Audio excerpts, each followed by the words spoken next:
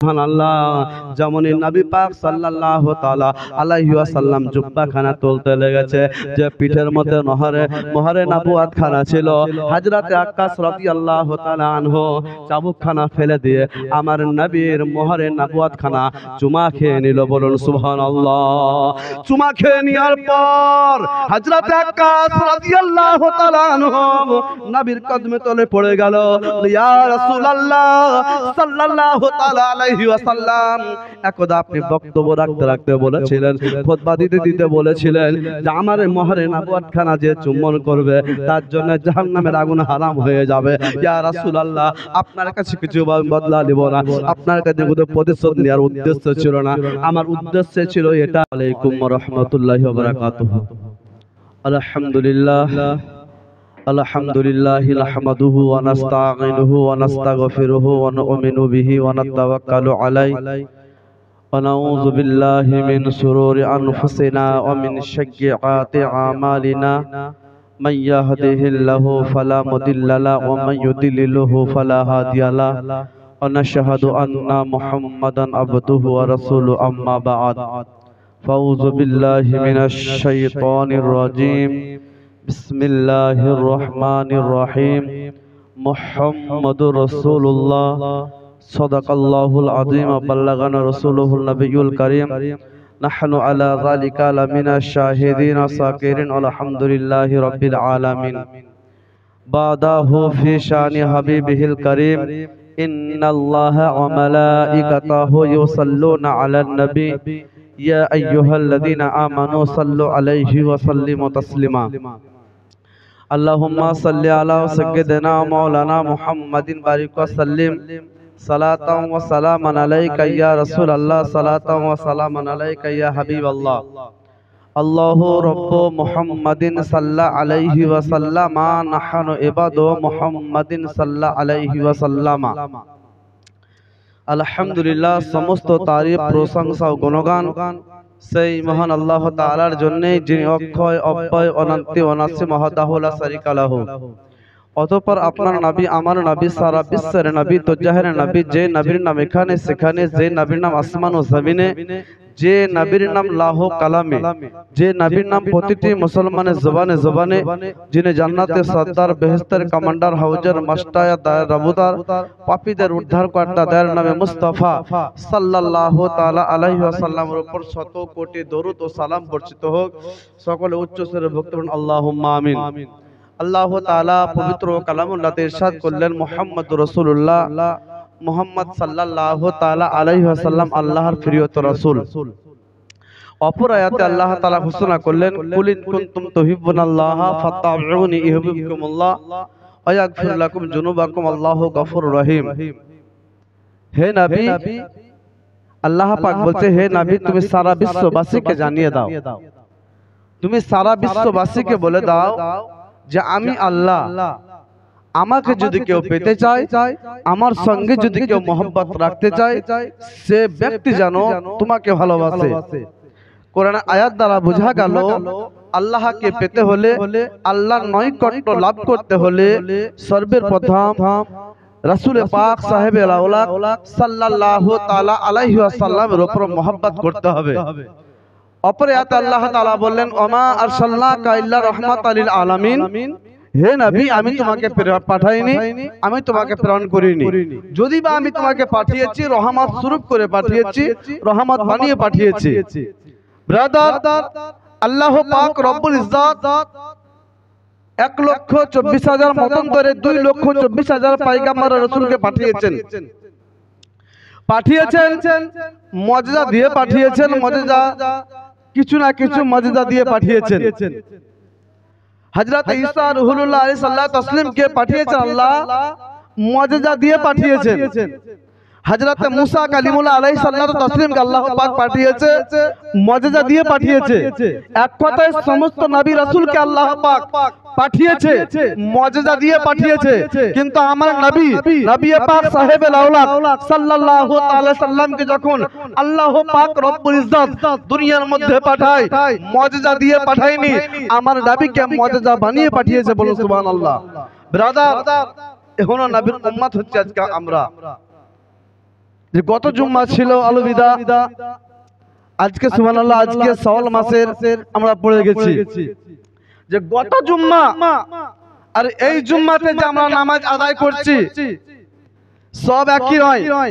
যে গত জুম্মা চলে গেছে তাদের সব বেশি ছিল, কেননা আল্লাহ পাক রব্বুল ইজ্জত বলে দিয়েছিল যে রমজান মাসে যেটা ইবাদত করবে, যেটা নেকি অর্জন করবে, আমি আল্লাহ পাক রব্বুল ইজ্জত সেই একটা নেকি যদি করে আমি দ্বিগুণ নেকি তার আমলনামাতে লিখে দেব, বলুন সুবহানাল্লাহ।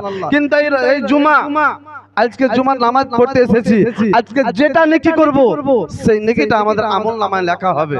কালকে গতকালকে ঈদুল ফিতরের নামাজ আদায় করেছি, আজকে সুবহানাল্লাহ আমরা জুম্মার নামাজ পড়ার জন্য মসজিদে এসেছি। কিন্তু আল্লাহ পাক রব্বুল ইজ্জত পরওয়ারদিগার আলম বলেন যে জুম্মার নামাজ এবং ঈদের নামাজ, কালকে ঈদের নামাজে কত আমরা খুশি ছিলাম, ঈদের নামাজে আমরা কত খুশি ছিলাম যে আমরা ঈদের নামাজ পড়ার জন্য যাচ্ছি।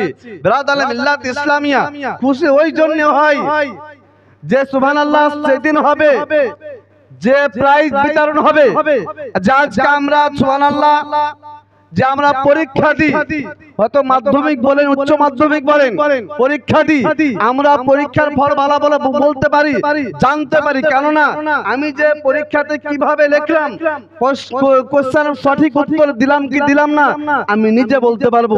ওই জন্য বিরাদারে মিল্লাত ইসলামিয়া মুমিনদের মন সব সময় এই জন্য খুশি হয়ে থাকে যে আল্লাহ রাব্বুল ইজ্জত বলে দিয়েছেন যে ঈদুল ফিতরের ময়দানে আমি তোমাদের নেকি আমলনামাতে লিখে দেব, বলুন সুবহানাল্লাহ। বিরাদারে মিল্লাত ইসলামিয়া সেই ঈদুল ফিতরের নামাজ আমরা গতকালকে আদায় করেছি এবং আজকে জুম্মার নামাজ আদায় করতে এসেছি। কিন্তু ঈদুল ফিতরের দিন সবথেকে অতি উত্তম না জুম্মার দিন সবথেকে অতি উত্তম? হাদিস পাকে জিজ্ঞাসা করলে হবে ব্রাদার, হাদিস পাকে আপনাকে উত্তর দিয়ে দেবে যে ঈদুল ফিতর বলেন, ঈদুল আজহা বলেন, ইয়ানি জাসর ঈদ মিলাদুন নবী বলেন, সুবহানাল্লাহ সবথেকে অতি উত্তম দিন হচ্ছে এই জুম্মার দিন, বলুন সুবহানাল্লাহ। কারণ ঈদের এবং বকরিদের চাই বেশি উত্তম হচ্ছে এই জুম্মার দিন। এই মজলিসে আজকে আমরা জুম্মার নামাজ আদায় করার জন্য এসেছি। বিরাদার আল্লাহ তাআলা পবিত্র কালাম মাজিদের মধ্যে বললেন মুহাম্মদ রাসূলুল্লাহ সাল্লাল্লাহু তাআলা সাল্লাম, সে মুহাম্মদ সাল্লাল্লাহু তাআলা সাল্লামের উম্মত হচ্ছে আজকে আমরা। যে সুবহানাল্লাহ হযরত মুসা আলাইহিস সালাতু তাসলিম যে আমার নবীর উম্মতের কতটা মর্যাদা, আমার নবীর উম্মতের কতটা ফজিলত মর্যাদা জানতো। তো হযরত মুসা কালিমুল্লাহ আলাইহিস সালাতু তাসলিম বলছে, আল্লাহ আজকে যদি তুমি আমাকে নবী না করে, আজকে তুমি যদি আমাকে নবী না করে তোমার শেষ নবীর উম্মতি করে আমাকে যদি দুনিয়াতে পাঠাতা আমি সব থেকে ধন্যবাদ মনে করতাম, বলুন সুবহানাল্লাহ। কিন্তু সেই নবীর উম্মত হচ্ছে আজকে আমরা। আমরা নবীকে কেমন ভালোবাসি, আজকে আমরা নবীর উপরে কেমন মহব্বত করি যে সুবহানাল্লাহ এই রমজান মাস আমাদের কাছ থেকে বিদায় নিয়ে চলে গেল, মেহমান স্বরূপ এসেছিল, কিন্তু সুবহানাল্লাহ আমরা মেহমানের খিদমত সম্মান করতে পারলাম কি পারলাম না, আমাদের বুকে হাত দিয়ে আমরা নিজেই বলতে পারবো বিরাদারে মিল্লাত ইসলামিয়া সে রমজান মাস আমাদের কাছ থেকে বিদায় নিয়ে চলে গেল।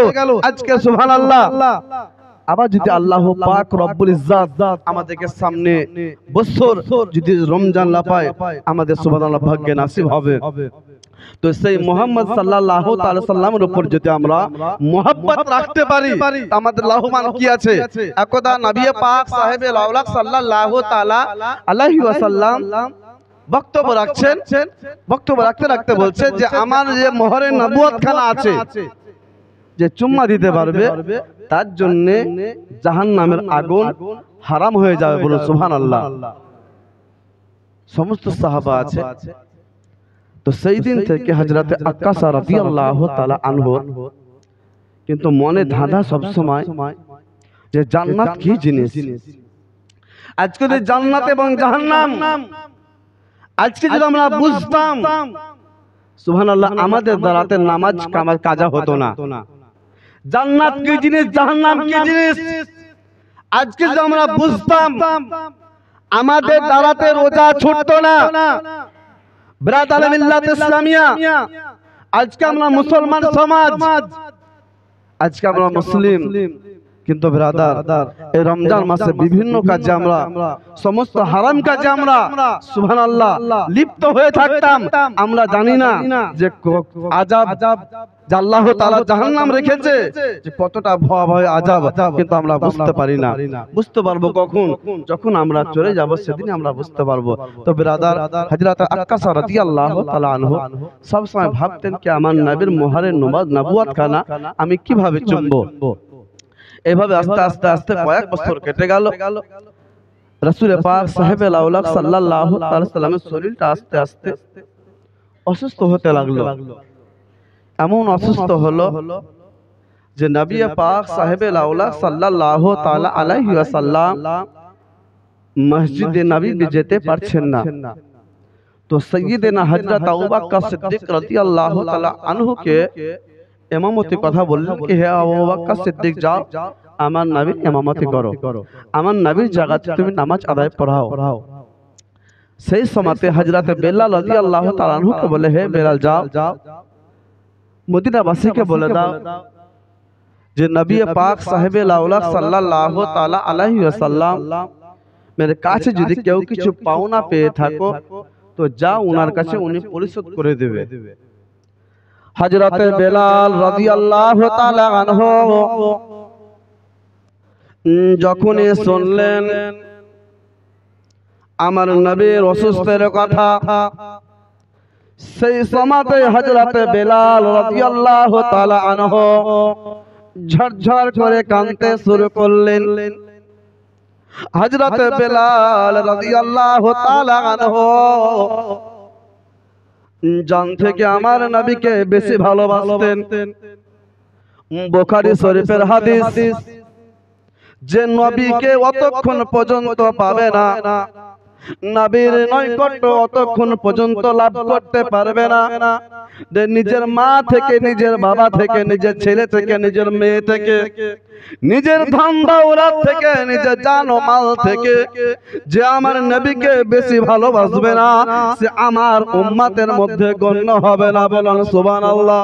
ব্রাদারে মিল্লাত ইসলামিয়া, হযরত বেলাল রাদিয়াল্লাহু তাআলা আনহু সব সময়তে আমার নবীকে ভালোবাসতেন, এতটা ভালোবাসতেন যে হাসতে হাসতে যদি কেউ বলে নবীর জন্য জান দিয়ে দিতে, তো হযরত বেলাল জান পর্যন্ত দিয়ে দিত, এতটা নবীর সঙ্গে মোহাব্বত করত। কিন্তু নবী পাক সাহেবে লাউলাক সাল্লাল্লাহু তাআলা আলাইহি ওয়াসাল্লাম উনিও কিন্তু হযরত বেলালকে ভালোবাসতেন। হযরত বেলাল রাদিয়াল্লাহু তাআলা আনহু মসজিদে নববীর মুয়াজ্জিন ছিল, মুয়াজ্জিন ওনাকে যুক্ত করেছিলেন, ব্রাদার আজান দিতেন। এমত অবস্থায় হযরত বেলালকে আমার নবী পাক বললে, হে বেলাল, যাও তুমি মসজিদে নববীতে আজান দিয়েছো, আজকে তুমি কাবার উপরে চড়ে আজান দাও।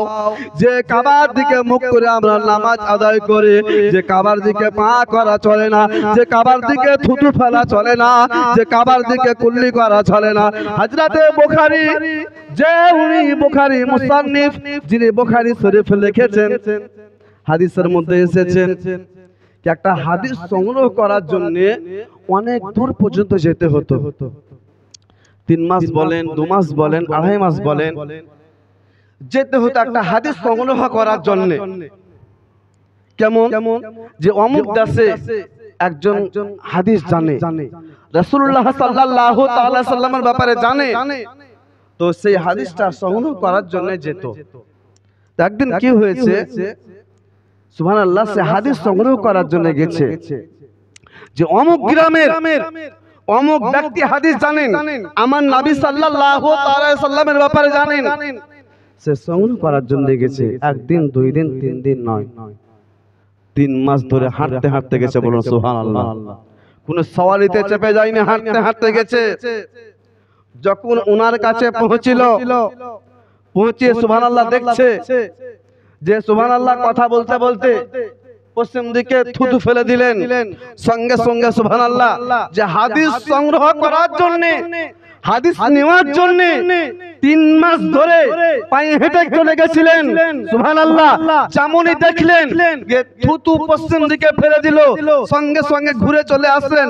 সেই ব্যক্তি জিজ্ঞাসা করলে, আপনি 3 মাস ধরে হেঁটে আমার কাছে আসলেন হাদিস নেওয়ার জন্য, আমার নবীর ব্যাপারে জানার জন্য, কিন্তু আপনি ঘুরে পালাচ্ছেন কেন?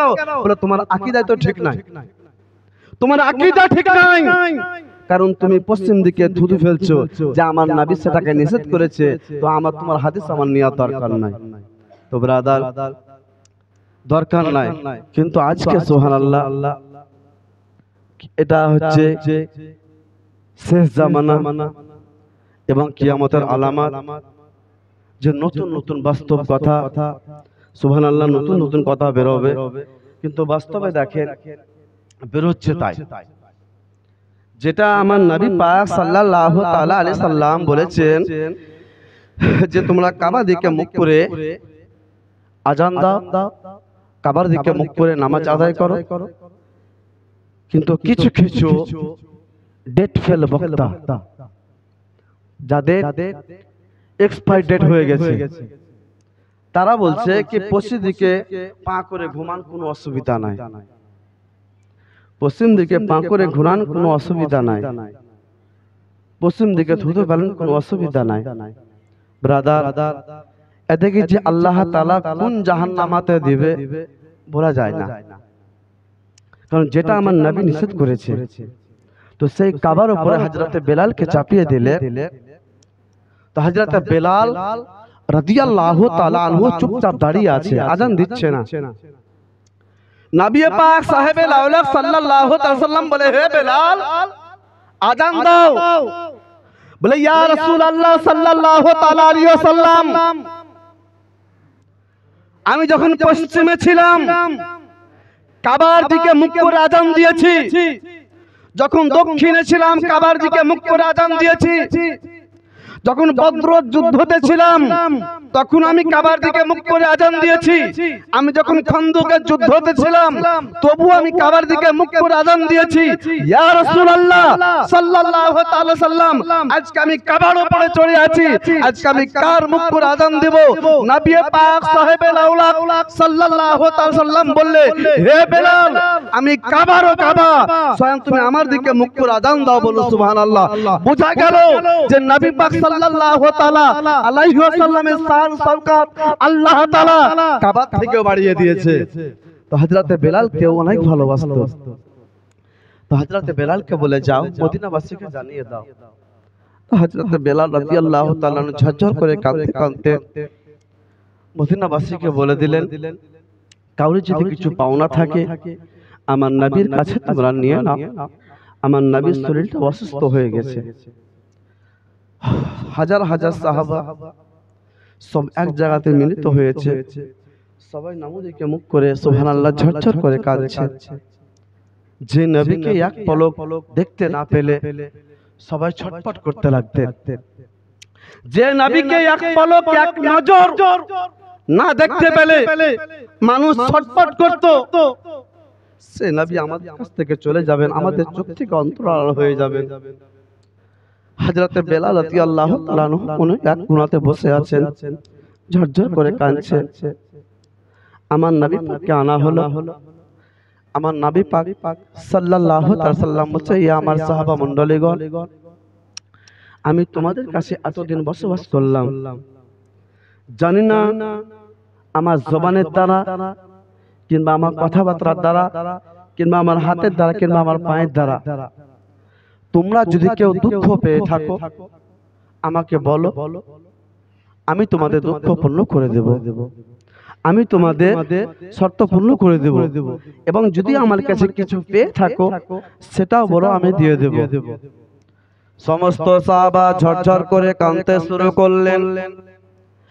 যেমনই আমার নবীর জবান থেকে এই কথাটা বেরিয়েছে, হযরতে ইমাম হাসান ইমাম হোসেন রাদিয়াল্লাহু তাআলা আনহু, যে হাসান হোসেন নবীকে না দেখে থাকতে পারতেন না, সে হাসান হোসেন আমার নবীর পাঁজরে বসে আছেন। আমার নবী যখন সে কথা বললেন, হযরত ইমাম হাসান ইমাম হোসেন দুই ভাই ঝরঝর করে কাঁদতে শুরু করেছে যে আমার নবীর জবান থেকে এমন কথা বেরলো কিভাবে? আমার নবীর জবান থেকে কেন এই কথা বলছে যে আমার কাছে যদি কিছু পাও না পাও, আমার কাছে যদি কাউরে কিছু দাবি থাকে সেটা তুমি বলো, সেটা তোমরা বলো, আমি পূর্ণ করে দেব। সমস্ত সাহাবা এক জায়গায় বসে আছে, নিচে দিকে মুখ করে ঝরঝর করে কাঁদতে শুরু করেছে। সেই সময় হযরতে আক্কাসা রাদিয়াল্লাহু তাআলা আনহু রাদিয়াল্লাহু তাআলা আনহু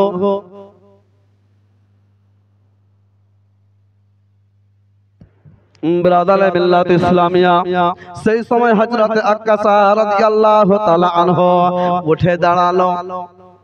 উঠে দাঁড়ানোর পর সালাম জানালো। সালাম জানানোর পর বলছে, ইয়া রাসূলুল্লাহ সাল্লাল্লাহু তাআলা আলাইহি ওয়াসাল্লাম, একটা দাবি আছে। আমার নবী পাক বললেন, কি দাবি বলো? বলে, ইয়া রাসূলুল্লাহ সাল্লাল্লাহু তাআলা আলাইহি ওয়াসাল্লাম, যুদ্ধের ময়দানে লাইন সিধা করছিলেন, সেই সময় আমি লাইন থেকে কিছুটা বেরিয়ে গেছিলাম। ওই জন্য আপনি আমাকে 3টা চাবুকের আঘাত করেছেন। কোন কোন রাওয়ায়াতে বলছে একটাই মাত্র চাবুকের আঘাত করেছেন। ইয়া রাসূলুল্লাহ সাল্লাল্লাহু তাআলা আলাইহি ওয়াসাল্লাম, আজকে আমি সেই চাবুকের আঘাত প্রতিশোধ নেব। যেমন হযরতে আক্কাসা রাদিয়াল্লাহু তাআলা আনহু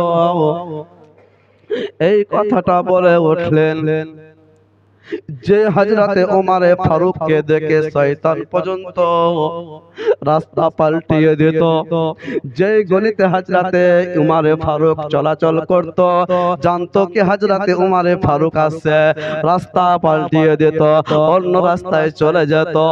একদা হযরতে ওমরে ফারুক রাদিয়াল্লাহু তাআলা আনহু চারিদিকে নিষেধ করে দিলেন, আজ থেকে শরাব হারাম হয়ে গেল, যে শরাব বিক্রি করবে তার হাতকে কেটে নেওয়া হবে। এই শরাব ব্রাদার আজকে সুবহানাল্লাহ অনলাইনের মতো হয়ে গেছে, যে বাড়ি বাড়ি পৌঁছে দিচ্ছে। আমাদের মুসলমান সমাজ কোন মুখালেফাত করার মতো কেউ নাই। একটা হারাম ব্যবসা আমাদের গ্রামের মধ্যে হচ্ছে, অথচ কেউ বলার মতো কেউ নাই। যে অনলাইনে, যেমন আপনি অনলাইনে মাল অর্ডার করছে, চলে আসছে, ফোন করছে, হ্যালো আমি অমুক জায়গায়, পটাম করে এসে হাজির হয়ে যাচ্ছে, সামনাসামনি দিয়ে দিচ্ছে। সুবহানাল্লাহ, আমাদের মুসলমান সমাজ দেখছে হাঁ করে। হাদিস শরীফের মধ্যে আছে, যদি কোনো জায়গাতে হারাম কাজ হওয়া দেখে, সে যদি প্রতিবাদ না করে, ও হারাম কাজ করলো, আর যতটা গুনাহ হবে আপনারও গুনাহ হবে।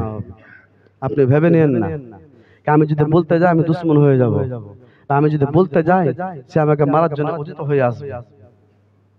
এটাও বলছে আমি যদি বলতে যাই তার লাঠির জোর অনেক, সে মারার জন্য চলে আসবে, তার বংশের জোর ভারী আছে। সেই সমাজ আপনি কি করবে?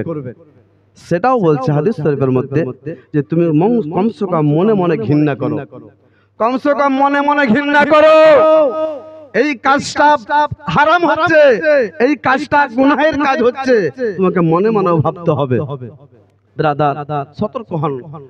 তো হযরত ওমর ফারুক রাদিয়াল্লাহু তাআলা আনহু নিষেধ করে দিলেন। তো একজন ব্যক্তি সুবহানাল্লাহ চলে আসছে, যেমন ধরমপুর মোড় থেকে এদিকে আসছে, কোনো রাস্তা নাই, একটাই রাস্তা, চলে আসছে, আর সে কিন্তু শরাবের বোতল নিয়ে চলে আসছে। যেমনই হযরতে ওমর ফারুককে দেখা,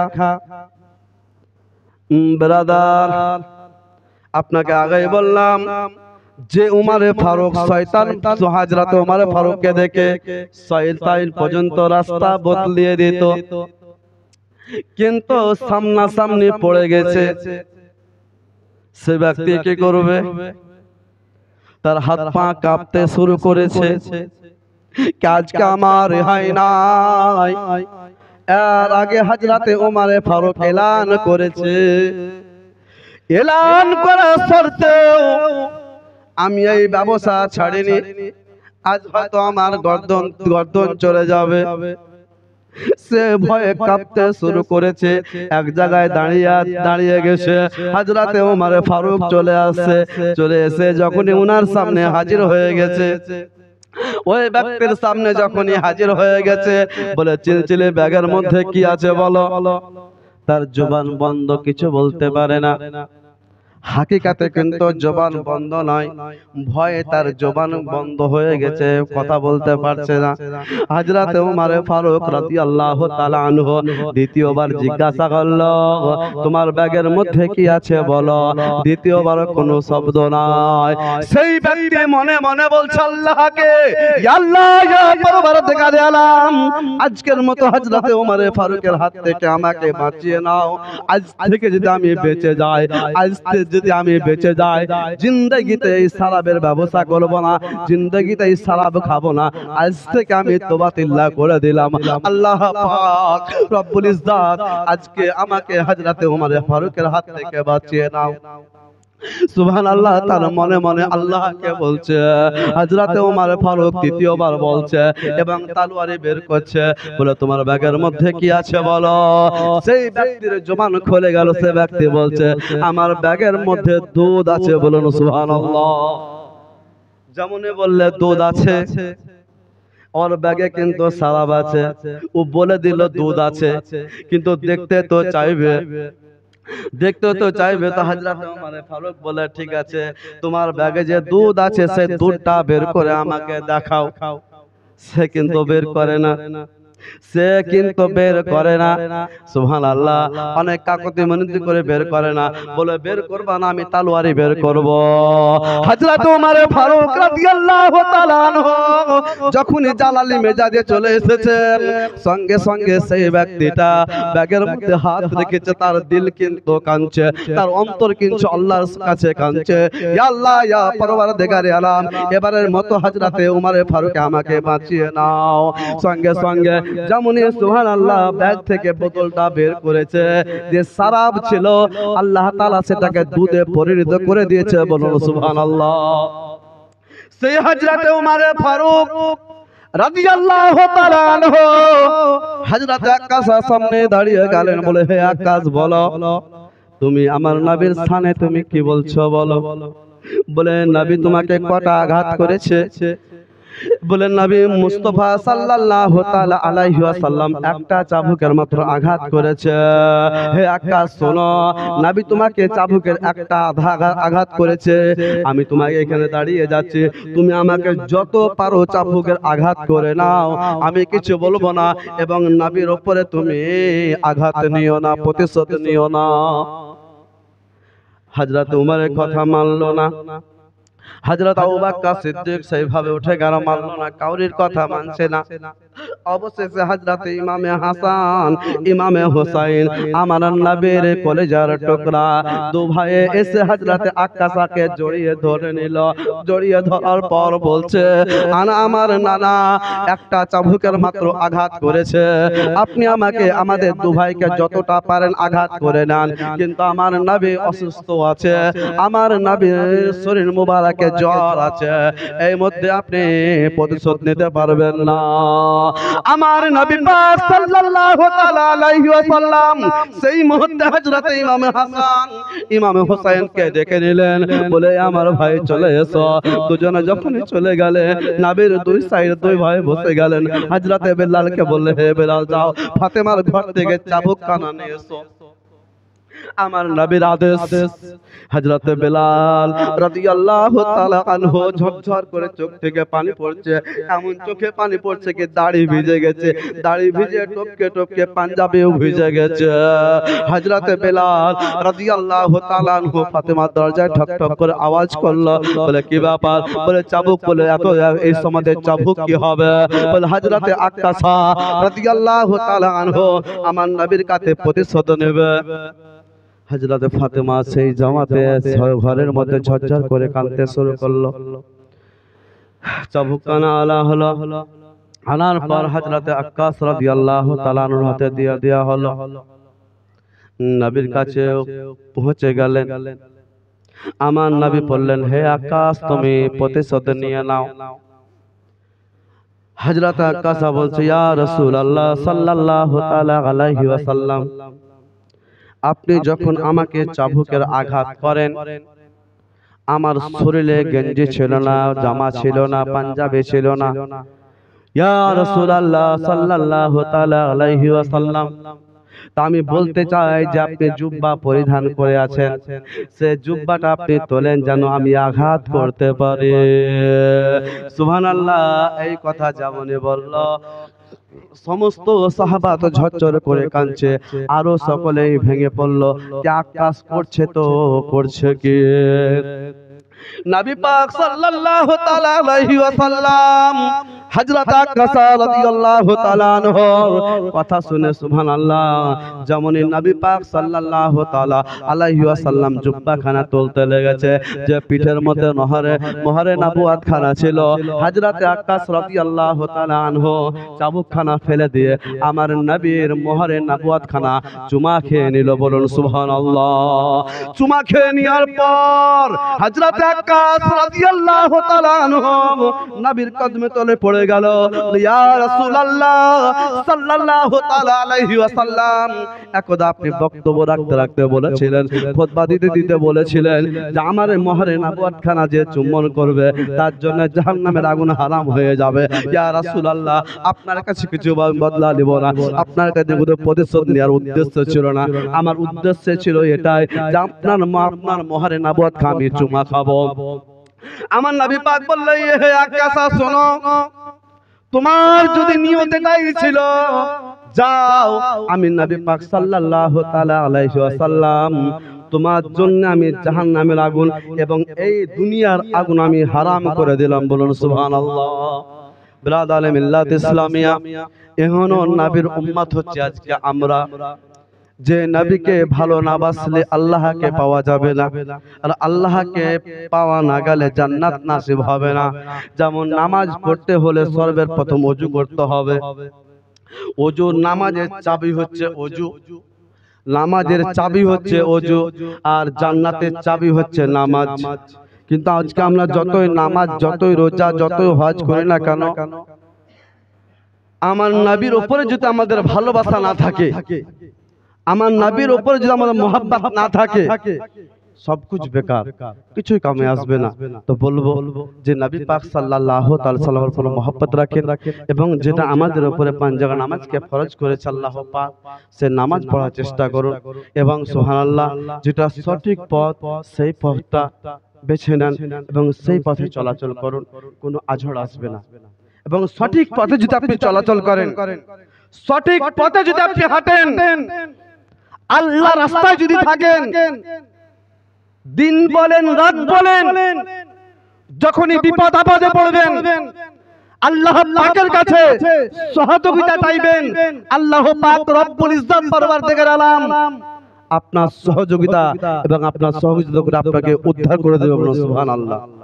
ব্রাদার, এবং আমরা যদি আল্লাহর কাছে, আল্লাহর রাস্তায় না চলি, আমরা যত চাই না কেন আল্লাহ তাআলা আমাদের সুবহানাল্লাহ সহযোগিত করবে না, তাও কিন্তু করছে।